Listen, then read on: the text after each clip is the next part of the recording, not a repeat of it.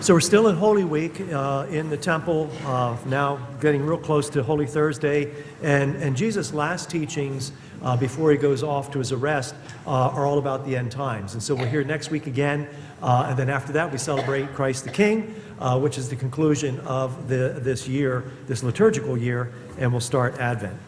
To understand the parable today, well, first of all, obviously it's about being prepared. And so our first reading from the Book of Wisdom says we need the wisdom of God, that we need to acquire the wisdom of God. We should always seek it.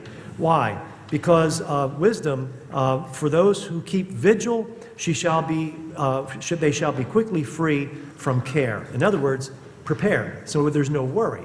So seeking God's wisdom will have us prepared spiritually for what our future will hold.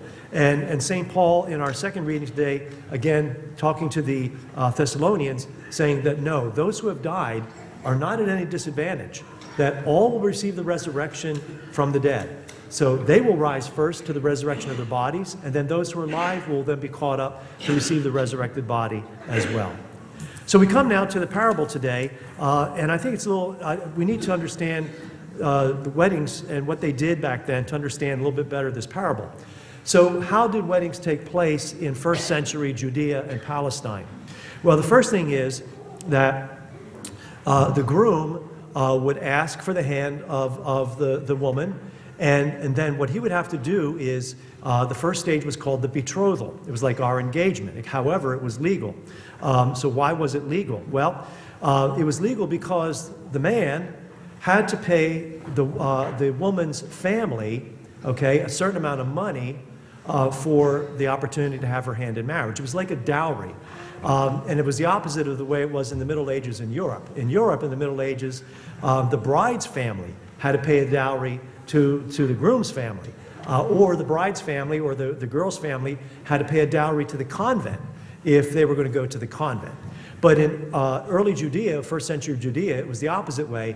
The man's family, the groom's family, would pay the bride's family a dowry for the opportunity to have the bride. So then what would happen is the bride would live with her mother and her family for that year.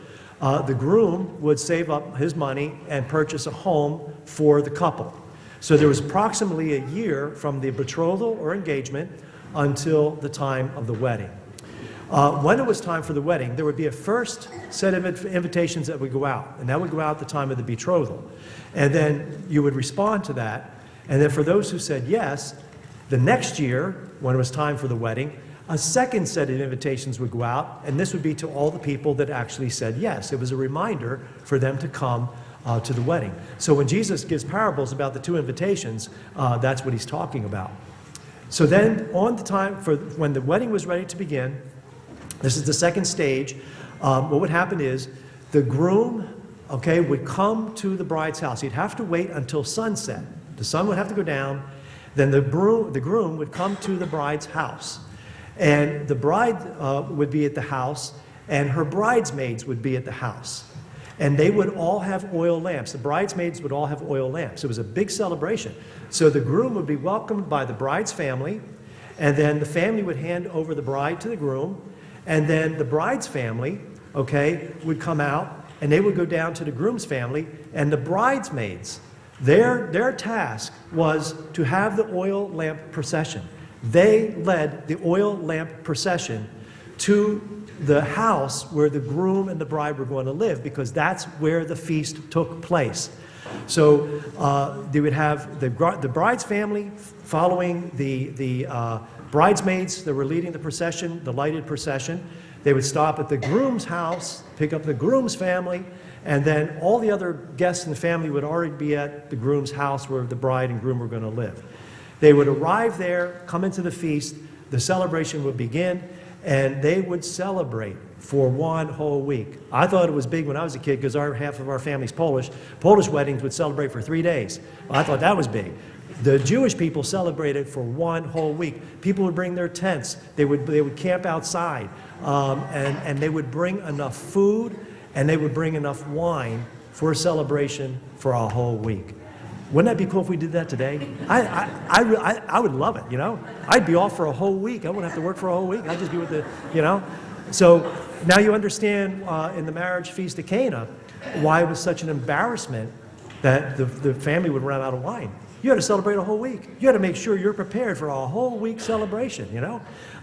So they really did celebrate the beauty and the gift of marriage. So this is the context now for what Jesus is saying. The bridesmaids actually played a very crucial role in leading the vigil light procession from the bride's house to the groom's house to the place of the feast, which is the house of the bride and groom. So they were absolutely key in this great celebration, this vigil light celebration for the wedding. So it would have been embarrassing if your bridesmaids did not have the oil. Just like not having enough wine or not enough food, if they didn't have enough oil for their lamps for the procession, it would have been an embarrassment to the entire family.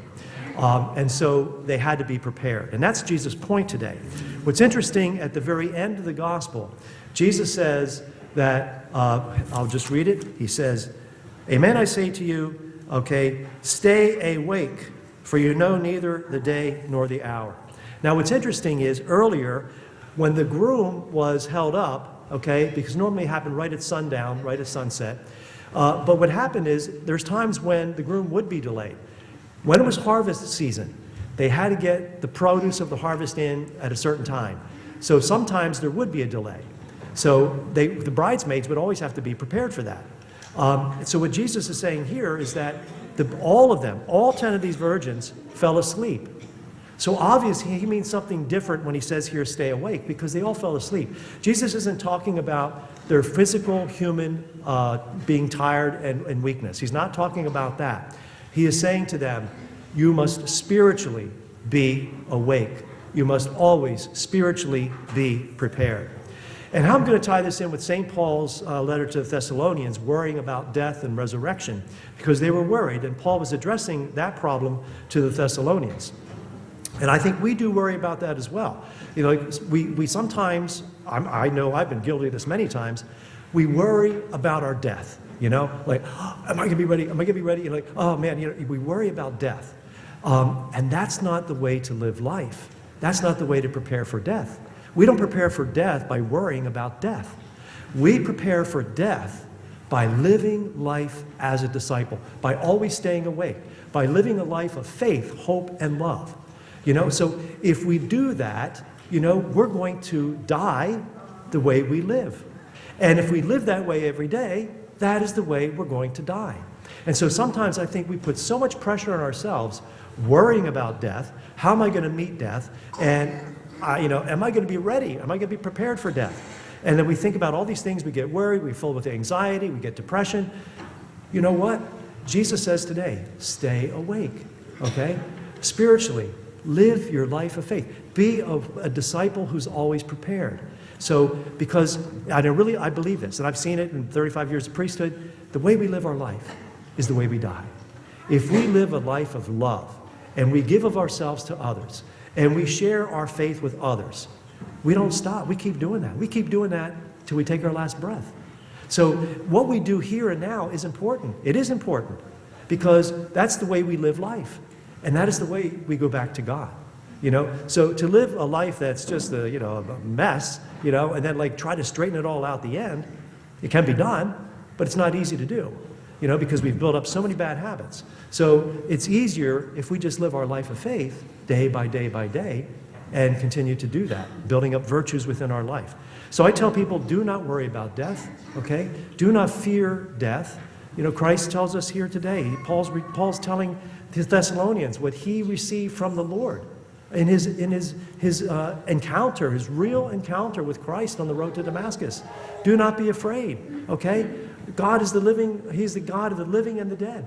And all those who have died are not going to lose out on the resurrection. The people back then thought that if they died before the second coming of Christ, they wouldn't get the glorified body. And Paul's saying, no, we don't know when Christ is coming. You know, and what's important is how you live your life, because that's the way you die. And the dead who are dead when Christ comes back will be the first ones, the first ones to receive the glorified body. After them, the living that are still around will be assumed up into the glorification of their bodies as well. So today, as we reflect on this reading, we ask the Lord to bless us. I think it's a great reading to support marriage and married life. You know, we need married couples. We need good marriages. We need married people to bring forth the faith. You know, I didn't get my faith from the priesthood. Okay, I got my faith from my family. I got my faith from my mom and dad, my brothers and my sisters, my aunts and uncles, and everybody else. It comes from the family. That's how faith begins. So I think that in preparing for our own death and our, by way we live our life, I think it's also important to say we also need to pray for good marriages and strong marriages. Yes, there are problems. We'll deal with that. We will, help people out. But we need to pray that marriage can be strong, so that the gift of faith, the gift of love, the gift of hope can be lived by all of us day by day, so that when our last breath is drawn, we meet the Lord as we live our life full of faith, hope, and love. Praise be Jesus Christ, now and forever. Amen.